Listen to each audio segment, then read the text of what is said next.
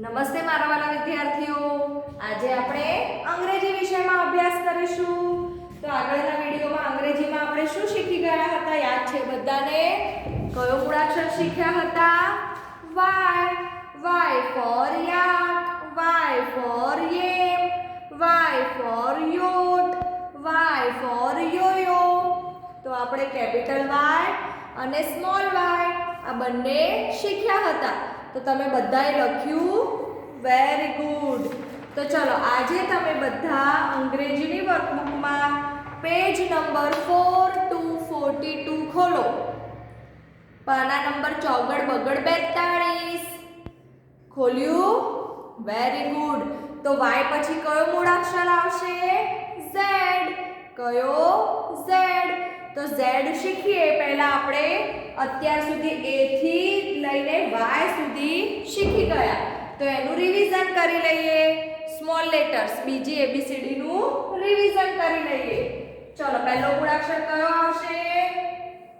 A for apple, B for ball, C for cat, D for dog,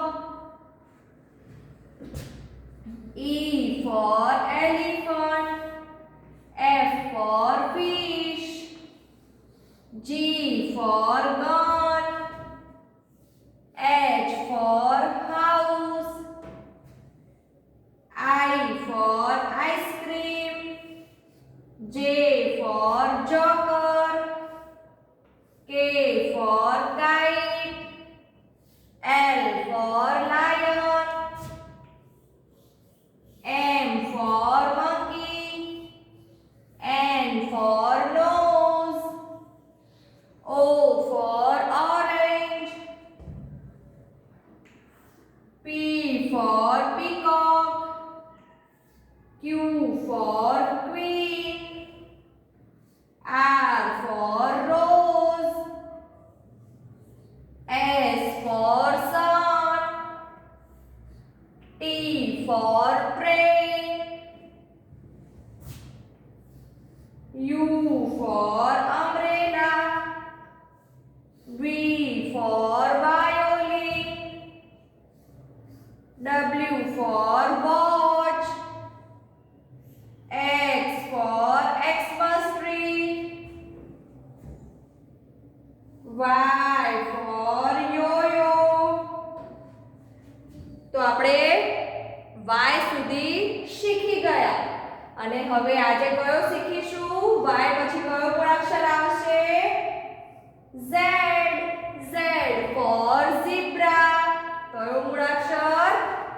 y પછી છેલ્લો મૂળાક્ષર કયો? z. Z for zebra.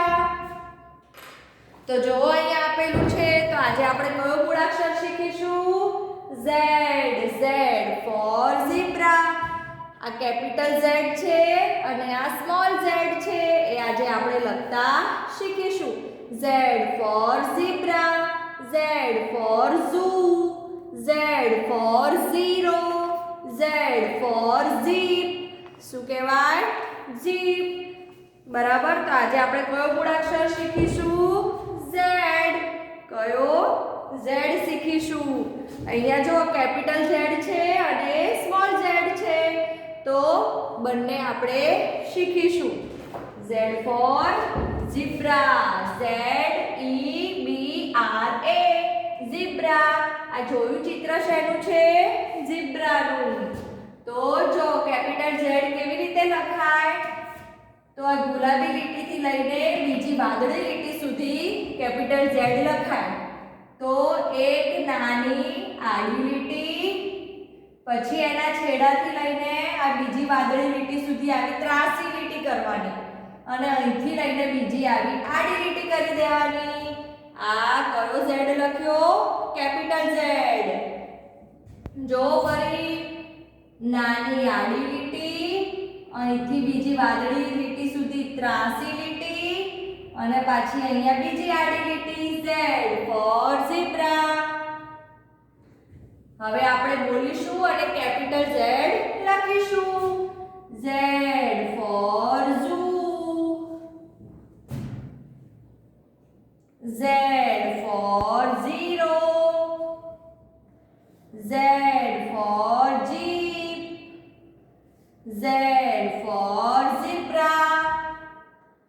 Z for zoo. Z for zero. Z for zip. Z for zebra. Z for zoo. Z for zero. Z for zip. Z for zebra. Z for zoo. તો આપણે કયો મૂળાક્ષર લખ્યો આ capital Z. આવડે તમને લખતા? Very good. હવે આપણે અહીંયા કયો લખીશું? Small z. કેપિટલ Z લખતા તો આવડી ગયો. હવે આપણે સ્મોલ z લખતા શીખીશું. તો ચલો સ્મોલ z કેવી રીતે લખાય? આના જેમ જ લખાય, પણ સ્મોલ z જે છે બંને વાદળી લીટીની વચ્ચે જ લખાય. તો જો આ એક પહેલી વાદળી લીટી છે ને, ત્યાં આવી નાની આડી લીટી કરવાની, આવી આડી લીટી કરવાની અને ત્યાંથી ત્રાંસી લીટી કરીને બીજી વાદળી લીટી સુધી આવવાનું. પછી આડી લીટી, ત્રાંસી લીટી અને પાછી આડી લીટી. આ સ્મોલ z લખાઈ ગયો. તો ચલો અહીંયા ફરીથી શીખવાડું છું. સ્મોલ z બંને વાદળી લીટીની વચ્ચે લખાય. તો જો પહેલી વાદળી લીટી એ નાની આડી લીટી કરવાની, ત્યાંથી નાની ત્રાંસી લીટી આ વાદળી લીટી સુધી અને પાછી આડી લીટી. આ કયો z લખ્યો આપણે? સ્મોલ. તો હવે આપણે બોલીશું અને લખીશું. Z for zebra. Z for zoo. Z for zero. Z for zip. Z for zebra. Z for zoo. Z for zip. Z for zebra. Z for zoo. Z for zip. Z for zebra. Z for zoo. Z for zero. Z for zip. Z for zebra. તો તમને આવડ્યા capital અને small z લખતા? આ કયો છે? Capital Z અને આ small z. તો હવે જુઓ, અહીંયા સ્પેલિંગ આપેલા છે અને હવે તમને z ઓળખતા આવડી ગયો છે. તો શું કરવાનું છે? z ઓળખીને એના નીચે લીટી કરવાની છે. મૂળાક્ષર z નીચે લીટી કરો. ચલો અહીંયા આપણે શોધીએ z ક્યાં છે? Z I P zip. તો આમાં મૂળાક્ષર z ક્યાં છે? Very good. તો એના નીચે લીટી કરી દઈશું. પછી Z O N E zone. તો આમાં ક્યાં છે z? Very good. તો એના નીચે આપણે લીટી કરી દઈશું. પછી Z I N C zinc. તો આમાં ક્યાં છે મૂળાક્ષર z? Very good. તો અહીંયા લીટી કરી દઈશું. અને છે S I Z E size. તો આમાં z ક્યાં છે? Very good. આ રહ્યો. તો z નીચે લીટી કરી દઈશું. તો તમને મૂળાક્ષર z આવડી ગયો ને? ખૂબ સરસ. આપણે શું શીખ્યા? કેપિટલ Z અને સ્મોલ z. તો અહીંયા આપણી ABCD પૂરી. કેપિટલ લેટર્સમાં પણ A થી Z સુધી આવે અને સ્મોલ લેટર્સમાં પણ A થી Z સુધી આવે. તો અહીંયા આપણી ABCD કેપિટલ લેટર્સ અને સ્મોલ લેટર્સ બંને A થી લઈને Z સુધી પૂરા.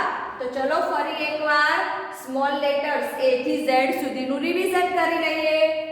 A for apple, B for ball, C for cat, D for dog, E for elephant, F for fish, G for gun, H for house, I for ice cream, J for joker, K for kite, L for lion, M for monkey, N for nose, O for orange, P for peacock, Q for queen, R for rose, S for sun, T for tiger, U for umbrella, V for violin, W for watch, X for Xmas tree, Y for yo-yo, Z for zebra.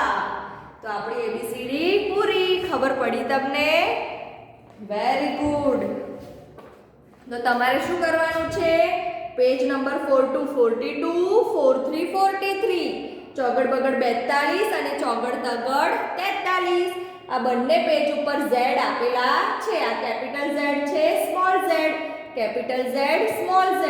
તો ટપકા ટપકા ગુંડવાના છે અને ખાલી બોક્સમાં જાતે સરસ અક્ષરથી Z લખવાના છે. લીટીની બહાર ના જાય એ રીતે.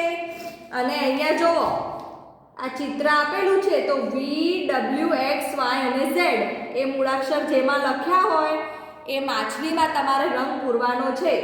તો બરાબર જો V જે માછલીમાં V લખ્યો હોય એમાં કયો રંગ પૂરવાનો છે? V માં ઓરેન્જ એટલે કેસરી. તો એ જોવાનું આવો V કઈ માછલીમાં છે? આ માછલીમાં. તો આમાં ઓરેન્જ રંગ એટલે કેસરી પૂરવાનો છે. પછી W ક્યાં છે? આ રહ્યો. તો W માં બ્રાઉન કલર પૂરવાનો છે. પછી X ક્યાં છે? આ રહી X વાળી માછલી. તો એમાં ગ્રીન એટલે લીલો રંગ પૂરવાનો છે. પછી Y ક્યાં છે? આ માછલીમાં Y લખેલું છે. તો આમાં યેલો એટલે પીળો કલર પૂરવાનો છે. અને Z બરાબર. તો Z વાળી માછલી આ રહી. તો એમાં રેડ એટલે કે લાલ રંગ પૂરવાનો છે. ખબર પડી? તો આ રીતે તમારે આમાં કલર પૂરવાના છે, ક્રેયોન કલર. અને આ બંને પેજમાં Z, કેપિટલ Z અને સ્મોલ z વર્કબુકમાં, અંગ્રેજીની વર્કબુકમાં અને અંગ્રેજીની નોટબુકમાં કેપિટલ Z અને સ્મોલ z સારા અક્ષરથી બોલીને લીટીની બહાર ના જાય એ રીતે લખવાના છે. લખશો ને બધા? Very good. તો બીજું હવે આપણે આગળના વિડીયોમાં શીખીશું. ત્યાં સુધી બાય.